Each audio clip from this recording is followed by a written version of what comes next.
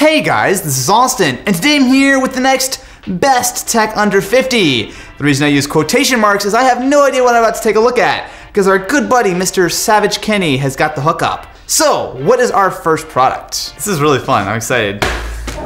A Kindle Fire? I've done a video on this. I've done multiple videos on the Kindle Fire. Well, you're gonna do another one. Now, to be fair, this actually is a newer version. The last time I took a look at this was probably the end of 2015. So for $50, you were getting a full-fledged tablet here, and the newer version does have better specs. So this one supports dual-band Wi-Fi, quad-core processor, front and rear cameras, and the only real issue I had before was that the screen was not very good, but we'll see how it is. Also, I like how it comes in a little cardboard bag. That's kind of cool. So the Fire 7 is running a version of Android, but it has been heavily modified by Amazon. So when you actually take a look at it, you're not going to find anything like the Google Play Store. Instead, you're pretty much forced to use all Amazon apps, including their App Store, Music, and of course, Kindle. Hey guys, this is Austin. Recently, we took a look at a $400 gaming laptop, but this... So the speakers are not going to be anything amazing, but the screen is actually better than I remembered. So it is a 7-inch 1024 by 600 panel, but as far as the actual viewing angles and color and stuff, it's a lot better than you would expect for $50. So we try the camera here. Ooh, that's for $50, I have to hand it to Ken. The Fire 7 is not too bad, but what is up next? All right, we've got the Koss Porta Pro Classics. So I've heard of Koss headphones. I've tried a couple, but I actually do not know anything about these. They look kind of retro though. These really cost $50. Yes. Okay, all right. They look, I mean, I'm gonna be totally honest, these look like toys. They're so tiny, they're so plasticky. I mean, but I will say I do feel like I've heard that there are some really good Koss headphones that are cheap, so I'm assuming that's what these are. To be fair, they're very sort of 80s styled, so maybe they're just like, I mean, it does say classic on the box, so. You know what? These are way, way, way better than I was expecting. The Porta Pros by Koss, I would never have looked twice at these, but the more I play with them, not only do they sound good, but I do kind of dig the sort of retro 80s styling. An Echo Dot. How much is the Echo Dot?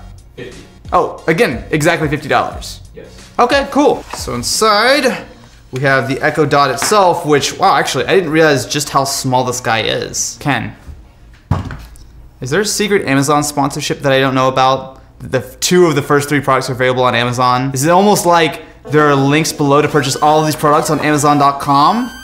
So the Echo Dot is a smaller version of the full-size Amazon Echo. Essentially what you're getting here is something that not only can play music and whatnot, but more importantly has Alexa built in so that you can do things like ask it questions, control lights, all that kind of stuff just with your voice. Alexa, Austin lights on.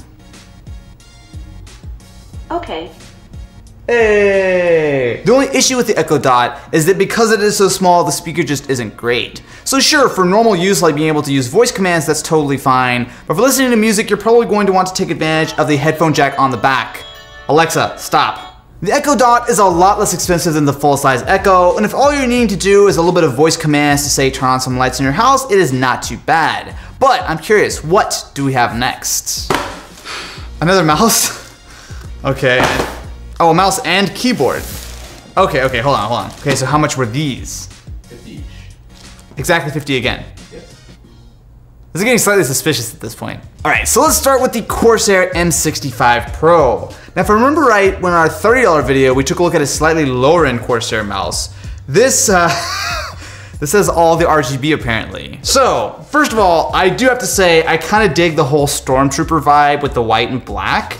And at first glance, oh yeah, that feels good. Before we give the mouse a try, we also have the Aukey RGB mechanical keyboard. I feel like I'm sensing a trend here with everything being RGB. So to test our super cool new RGB accessories, we have to, you know, play an actual game with them. Immediately, I like the way this mouse feels. It's nice and precise. I'm not sure what the exact DPI settings are off the top of my head, but it feels pretty good. While you can save a little bit of money if you don't want the RGB, the keyboard itself does not feel bad. I really do feel like the difference between this and the actual Cherry switches is pretty hard to tell in normal gaming. If you want to upgrade from a lower end mouse, and especially a normal membrane keyboard, this is actually a really good way of doing it on a budget. But I think we have one last item to take a look at. Is this really the packaging? A Lumia 435. Why is it in this weird packaging?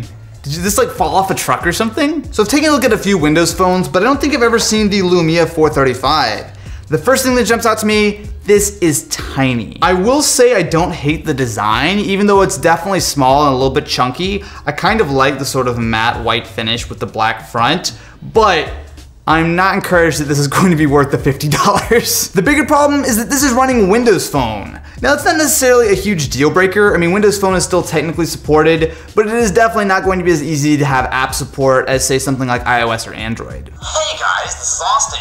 This computer is making me money right now. You know what? Even though the audio quality isn't particularly great, that speaker actually gets really loud. It's rocking a 4-inch display with a resolution of 480 by 800. Now if that sounds like a spec straight out of 2010, you would be correct, but at least the panel itself is actually not too bad. It gets fairly bright, and viewing angles are acceptable for 50 bucks. This phone is really, really small, but it actually does work pretty well. And that's something that I've always really valued about Windows Phone, is that even on fairly low specs, it does run very smoothly. The Lumia 435 has a very, very impressive 2-megapixel rear-facing camera, and I mean, it's not the worst thing I've ever seen. I think it actually might be better than the Fire 7. I really want to like this phone, especially considering the budget price. I don't mind the design. It does feel unique and different. But for $50, I still feel like there are going to be better options out there. Sorry, Ken, 5 out of 6. So I'm curious, out of all this tech, what is your guys' favorite? Let me know in the comments below, and as always, links to everything I talked about in this video will be in the description. Anyway, thank you guys so much for watching, and I will catch you in the next one.